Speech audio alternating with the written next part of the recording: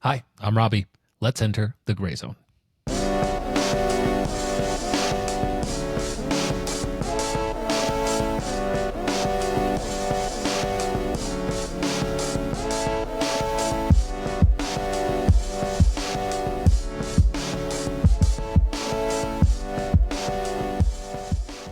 Well, hi and welcome. Thank you for entering the gray zone. I am Robby, of course, and it is a privilege to be bringing you a bonus episode. This is an episode with our friend PIETER L, VALK, who is the founder and CEO of the Equip Ministries. This is for June, which is Pride Month. I thought it would be really great to have a conversation with PIETER during this month and look at some of those gray zone areas that we wrestle with as Christians and with the LGBTQ plus community, and how we can lovingly, truthfully engage them as people who God loves, made in his image, and also still hold and maintain biblical sexual ethics. And PIETER is very experienced in that, so that's what he does. And so I think you'll enjoy this conversation. We're going to welcome him back. Please enjoy my conversation with PIETER VALK. Welcome, and thank you for entering the gray zone once again. I'm Robby, and I am joined by, I'm just going to call him a friend of the podcast now, because it's the second time you've been on. PIETER VALK, welcome again to the gray zone. Glad to be back. Thanks, Robby. It's always fun to talk with PIETER, and if you haven't listened already, PIETER was episode 1, the premiere episode of the podcast, and it was a fantastic conversation. In that conversation, we talked mostly about your work in kind of guiding people in the celibacy space, the Nashville family of brothers, the blokes that you live with. But today, we're actually kind of putting out a bonus episode, something special, because we're coming up to June. And for many people, June is Pride Month. And it's a very important month for a lot of people all over the world.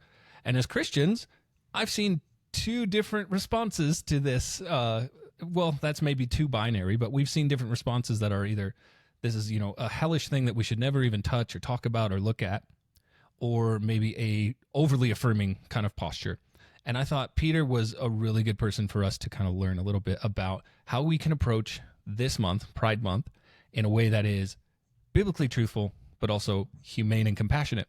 And you kind of you're a guy who does that very well, obviously, with your work in Equip. So we're just going to be more rapid fire today, and you'll get to hear less of me, I promise, in just a second. And we'll let PIETER kind of just flex his brilliance here for us. So, PIETER, first question: what is a biblically faithful approach to Pride Month?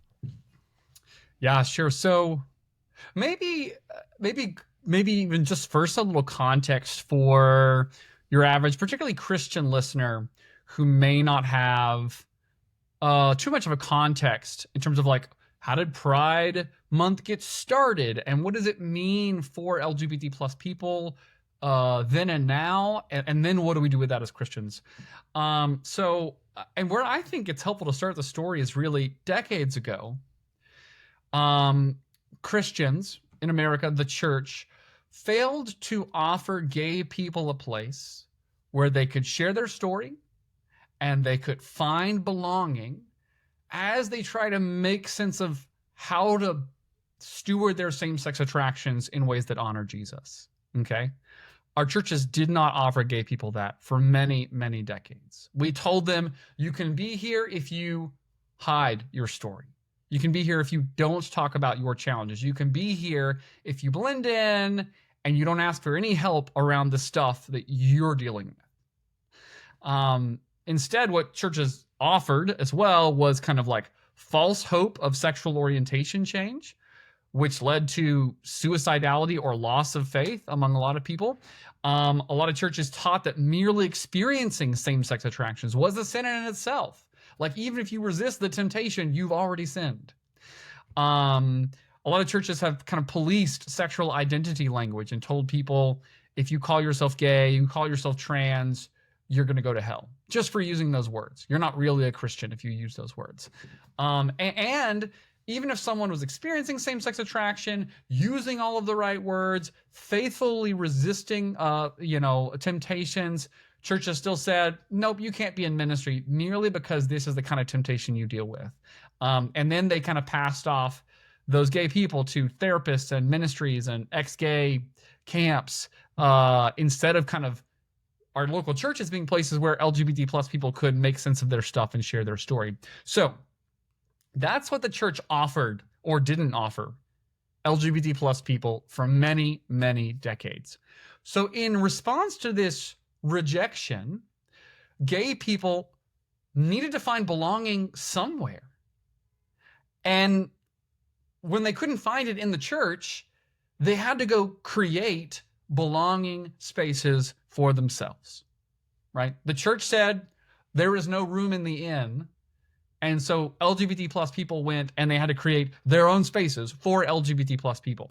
So ultimately, gay pride, particularly Gay Pride Month and pride events and weeks and weekends are a multifold. One, they're meant to be a celebration, by LGBT plus people for LGBT plus people to remind themselves that they are valued and accepted. Right? Like the point of the celebratory nature of the weekend or the month is not pride in a sense of like, we are better than everyone else, that kind of pride, but a sense of we are worth loving. We are valued. And the celebration of it is a time for kind of LGBT plus people to put that on display for each other, to encourage each other. In this place, you are valued. In this place, you are accepted. It's also intentionally showy in some ways, or even aggressive sometimes, to kind of reassure gay people that like we're going to defend and protect each other.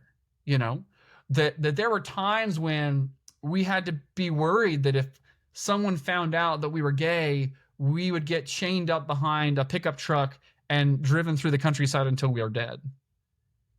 But we don't need to worry about that anymore because we as LGBT plus people and with allies will stand together and keep each other safe. And so there's a sense of this aggressiveness, this showiness of gay pride that's meant to communicate that to the outside world. We're here. We're not scared of you anymore. We're not hiding. But also to communicate in group to each other. Don't worry, you're safe. Okay? So I just really encourage a Christian when we look at gay pride festivals. There are plenty of elements within the pride festival you may disagree with, that you may think are even sinful. But I think it's important to know it exists because the church failed to offer LGBT plus people a place where they could belong and make sense of their stories. And instead we rejected them in really painful ways. And so LGBT plus people went and made spaces for themselves to find belonging and to find safety. And Gay Pride Month and Gay Pride celebrations are ultimately about that. Okay. And so I think in light of that, a good response for a Christian is first to recognize that the Christians in the past messed this up. We didn't offer LGBT plus people the things that Jesus wanted us to offer to LGBT plus people. We failed. We sinned against LGBT plus people. That there are many LGBT plus people that past Christians' failures made it harder for LGBT plus people to follow Jesus or to get to know him in the first place. So we can name that. Then I think when we see pride-related stuff, maybe practice asking ourselves, how is this attempting to reassure gay people that they're valued and they're protected? Right? So kind of challenging yourself as a Christian to see within that gay pride stuff, that celebration, see the origins of it. Oh, there's things I don't like about this, but I see how this is about telling each other you're loved and you're safe. And that just might help us have less disdain toward pride stuff, 3, I think Gay Pride Month is a great time to ask leaders in your church, what are we doing about offering gay people something better? If you as a Christian think that God has something better to offer LGBT plus people than kind of what the secular LGBT plus movement is offering on Gay Pride Month, what is your church doing to offer something better? And how is what your church is currently offering similar or different than those like false promises and destructive practices over past decades? And then very last but not least, one step you can take is you could connect leaders at your church with an organization like Equip that helps churches become places where gay people can thrive according to God's wisdom.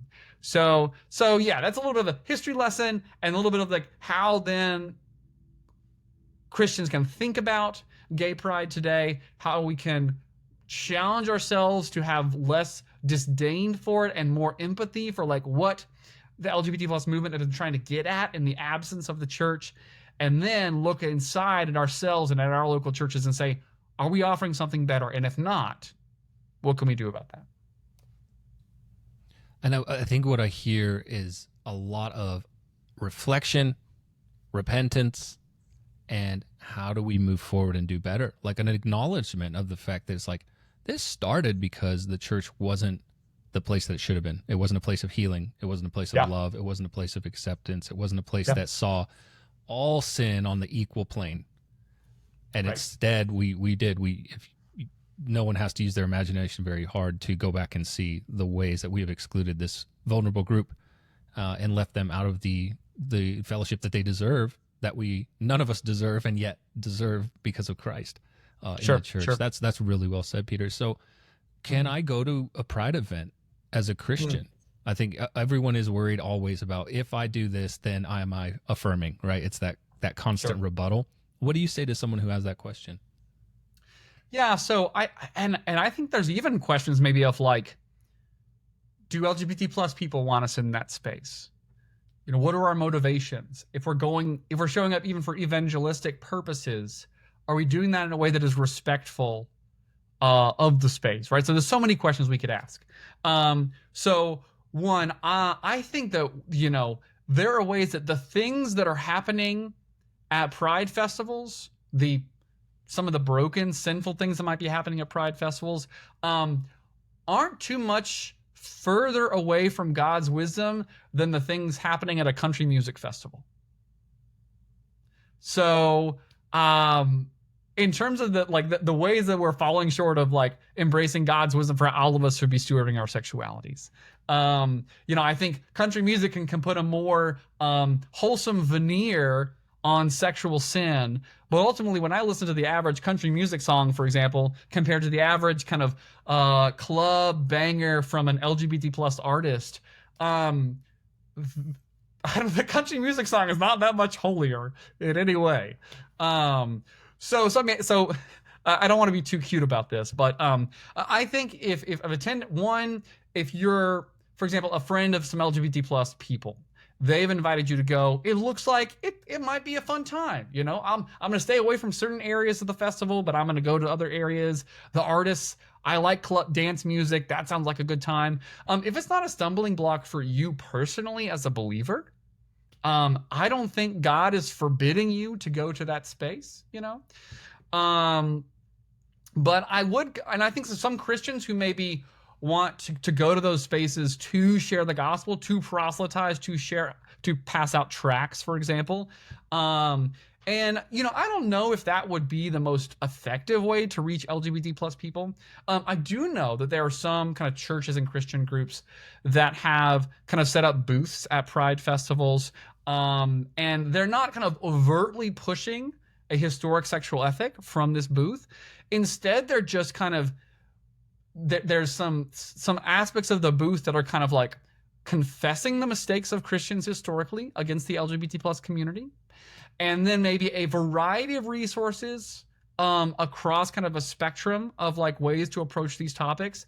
And what I think has been really interesting is I've seen some organizations set up these like kind of white dry erase board like walls that are essentially like kind of you know, that ask kind of vaguely spiritual questions that invite people to be contemplative about spiritual things. Maybe attenders of the festival who themselves are not, kind of wouldn't claim to be a believer in any way, but have some spiritual curiosity.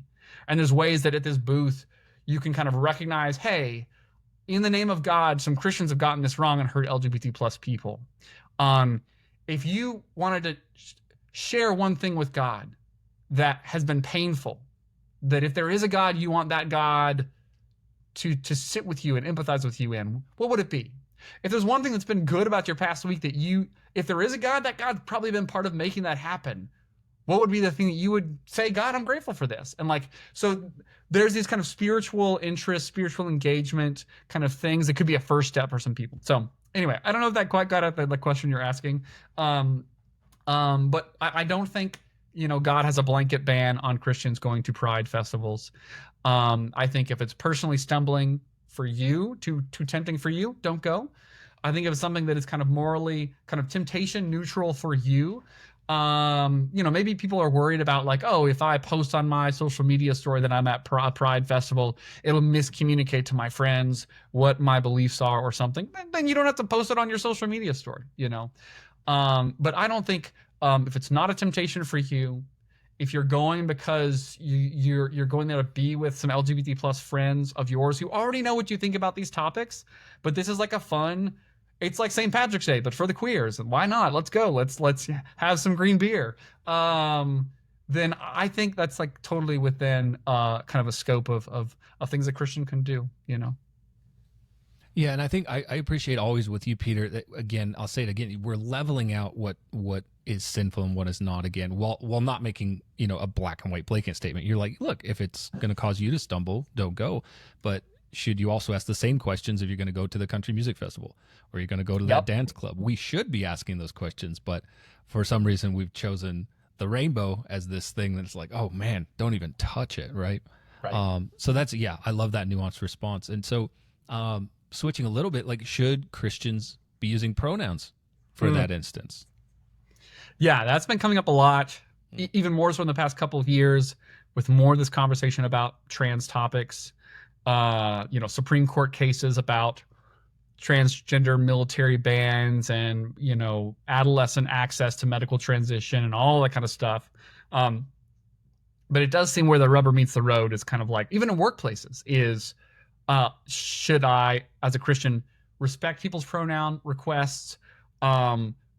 Should I be okay with an employer that requires me to respect people's pronoun requests? Should I put the pronouns in my email signature if my employer requires me? All these kinds of things.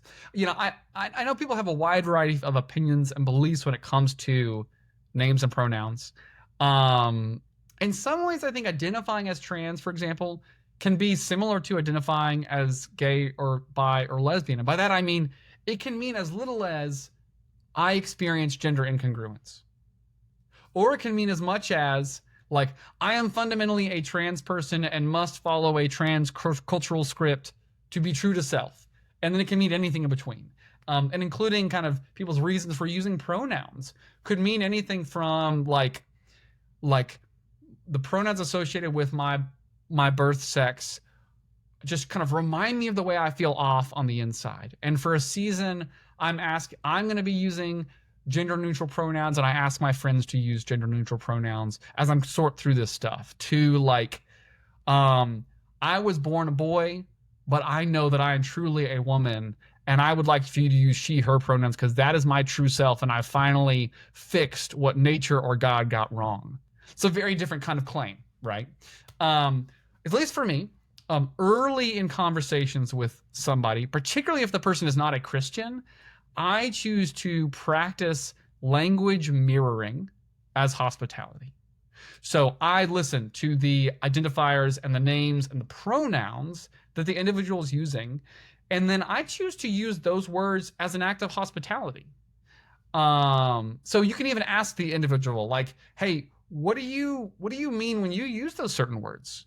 And I think it's important to emphasize, like, I think choosing to mirror those words and kind of use the words as that individual uses them with their definitions early in conversation is not an affirmation that the individual is using the best words or the best meanings, It's instead, it's an act of hospitality to avoid tension over language. It's politeness, so that before even being able to become friends with this person and get to know them in any depth, you don't want to have a fight about pronouns. That will really cut off the opportunity to have a relationship where perhaps like the love of Jesus can shine through you.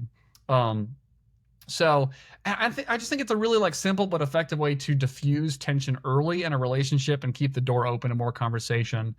Now, if there's people who kind of are using the word trans or alternate pronouns or names to communicate that they are fundamentally a different kind of person and to kind of signal a rejection of God's gift of their biological sex, and if particularly maybe they are a Christian and they claim to be a Christian, some people may feel like they have to have a different kind of conversation, like if it's someone that you've had years of relationship with and you've demonstrated your care for them and they have invited you to disciple them through some of this stuff and they're a believer, then maybe you could push them a little bit on kind of the wisdom of the words that they're using. But again, I don't think this is really about the words as much as it's about the intentions behind the words. What is a person trying to communicate by using these words? And yeah, you might ultimately choose to continue to respect their pronoun and name request, but also kind of make clear to them that you're doing that out of a respect for their preference, but not because you agree. You know, I don't know. This is really complex. Like, that you're probably noticing is like I'm hesitating to give like a one size fits all answer because I really just don't know if there are any one size fits all answers. There's just a tons of nuance. Like, and I think it gets even trickier if we talk about what words do we use with minors and around minors, and we can get into that if you want to. But yeah, top line, I would say early in conversation, I tend to mirror the language, the words, the pronouns, the definitions that they're using, and then if I know them well, it's further into building friendship, particularly if they're a believer. Maybe I'll say something different, you know, but only after I've really earned the credibility and earned the rapport and friendship to push against kind of a polite request. Yeah.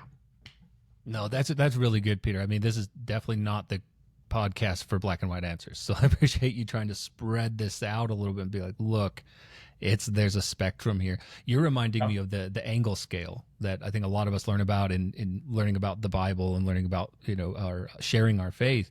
You're making me think of that because the idea is, if you haven't heard of this, I'll link it in the show notes. But if you think of teaching someone and getting someone to convert to Christianity as a number line, 0 is that moment of repentance, and everything that's negative of 0, they could go as far as they don't even know what God is. Or they're experiencing emptiness, or there's maybe an awareness of the gospel, and so on and so on. And, you know, over at +5 is like they are out there sharing the gospel like most Christians and living the Christian life. And I think if we remind ourselves of this type of approach, like you're saying, Peter, let's preserve the relationship first. And let me not be the person who's like, I've got to get them from -7 to +5 as quickly as possible. Right. Yeah, I mean, arguing with someone about kind of the basics of biology and that, well, someone is biologically X or Y from birth and therefore they're just fooling themselves and you're not going to be complicit in a lie and yada, yada, yada. Regardless of the like truthfulness of some of those things a person could say, that is not going to convince someone that like the religion you hold is a loving, caring one that they will be interested in. Like that's just not going to be effective for the gospel. Particularly with someone who you don't know well, and someone who doesn't hold your, you know, believe in the same God you do or the same scriptures you do anyway. You know, we don't put the cart before the horse, essentially. Yeah, I agree. But we can get caught up in our discomfort with managing that tension of pronouns and not pronouns and how long and when do I, you know, I often tell people, you know, when I do like discipleship classes and stuff, this comes up a lot because I teach Christian ethics and stuff. And I often tell them like, look, we are all going to die one day, still guilty of things and still in need of redemption of things that are broken in us. And their gender dysphoria might be something that's the last thing God fixes. We need to be comfortable with that. And that's not easy, but it is true, you know. Yeah, so moving on. I think I've heard you say, and correct me if I'm wrong, if I am, we'll move past it, but I think you've said that you choose the term gay for yourself. You identify like that. And yet I know that you choose to live by biblical sexual ethics. Can you talk about that? Why did you choose to keep that phrase and keep that term to identify yourself? Yeah, and I wouldn't say like, you know, it's tricky, even like the phrase like, do I identify as gay or is my identity as a gay person? I don't even know what that means in some ways. I don't even know. I mean, I use the word gay to describe myself sometimes. But I don't know if I would say I have a gay identity or I identify as gay. It depends on what someone means by those words, you know. And I don't know. It's complicated. So in some ways, I think the complexity is I don't think there are any best words or phrases to use to just communicate my experience to all audiences. So let me break it down. If I call myself gay, if I say I'm a gay person, I use that word to describe myself. Some people hear, oh, you merely experience same-sex attraction. That's what that phrase means. Gay means experience same-sex attraction, right? And maybe that's kind of younger generations. They don't assume that when you use the word gay, it's communicating anything about a person's lifestyle or convictions or religion. It's just saying they're a boy attracted to boys or a girl attracted to girls. That's all you're communicating. Or, you know, on the other side of that spectrum, you know, even like in the small town that I grew up in, for example, I knew at a young age that what was associated with the word gay was these people who are all addicted to drugs and go to sex parties and hate God. That's what it meant to be gay. Right? So this word has so many different meanings for different people. Okay, but let's flip that around. The phrase same-sex attraction, for example. Some Christians would prefer that I called myself a Christian who experiences same-sex attraction. And there are some Christians who they really like that phrase. And to them, they'd say, well, yeah, it's just kind of self-evident. You know, why wouldn't we just use the phrase same-sex attraction instead of gay if the word gay is kind of so loaded? But the thing is, the phrase same-sex attraction is very loaded for some people. You know, that phrase was actually popularized by the Pray the Gay Away movement in the 80s and 90s and 2000s. The reason we have that phrase, and it's used by so many of the Christian contexts it does, is because of those ex-gay therapies and counseling centers and camps for kids. And that movement led to loss of faith or suicide for literally hundreds of thousands of LGBT plus people. So for certain generations of LGBT plus people, that phrase same-sex attraction is associated with so many traumatic experiences they've had, so much false hope, so much death of some people that they love, or loss of faith of people that they love. So we're getting at the tension here. For some people, the word gay has less baggage and is more and it's kind of more simple in terms of what it communicates. For other people, the phrase same-sex attraction does. And for different groups, that the phrase gay, the word gay or the phrase same-sex attraction really triggers different people, you know? So the reality is both the word gay and the phrase same-sex attraction are unclear and carry baggage for some audiences. There's no perfect term for ministry to LGBT plus non-Christians, gay teens in your church, and straight culture warriors in your church. There's no term that makes all of those camps happy. And so I ultimately choose to use the words that are most effective with gay teens and then be clear about what I mean. And that's because my primary audience, who I'm called to minister to, are LGBT plus young adults who are kind of not believers, who are kind of marginally in the faith. And so I want to use the words and the language that they're using and their friends are using, because I'm already going to have a hard enough time kind of communicating that I think a God exists, and the scriptures read with the historic church tell us who that God is, and that a historic sexual ethic is good news for them. That's a hard enough sell. If I then try to argue with them about what the words that most people in our world use to describe people who experience same-sex attraction are now on some kind of no-no list, I'm going to make it even harder to bring them closer to Jesus. But I think it's important to say as well that and I particularly say this when I'm in Christian spaces, that I use the word gay phenomenologically, not ontologically. What do I mean by that? I use the word gay to describe some of my circumstances or experiences, but not to describe who I fundamentally am. So let me break that down. When we define something phenomenologically. We're naming something based on one's experience or how it appears to be. In contrast, when we ask who a person is ontologically, we are asking kind of who are they innately? Who are they by design? Okay. So when I use the word gay, I'm not saying that I or someone else is ontologically gay. I'm not saying that they are fundamentally a different kind of person than straight people, or that God intended for me or designed for me to be gay. I'm just merely noticing that I'm attracted to other people of the same sex. And then I'm using, in my opinion, the best word to describe that experience, the fewest number of syllables to describe that experience, particularly to the audience that I'm called to minister to. But ultimately for me, it's an opportunity to share the gospel. Like when I say, hey, I'm a Christian and I'm gay, and I'm convinced that God calls all Christians to either vocational singleness or Christian marriage with someone of the opposite sex, including me.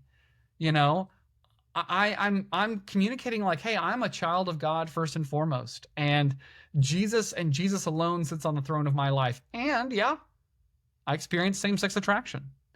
And yeah, that's significantly experienced my journey and how I see the world, and it has connected me with others who have similar experiences, and I feel connected with people from the past who've had similar experiences. And I think I have something unique to offer the church because of the challenges that I've faced. And so I think really for those reasons, like, I identify as gay. When I do, I don't use it to identify with brokenness or with sin or with temptation, but I'm using it to identify with others, other believers in particular, who have experienced similar challenges, and yet we've chosen to be faithful.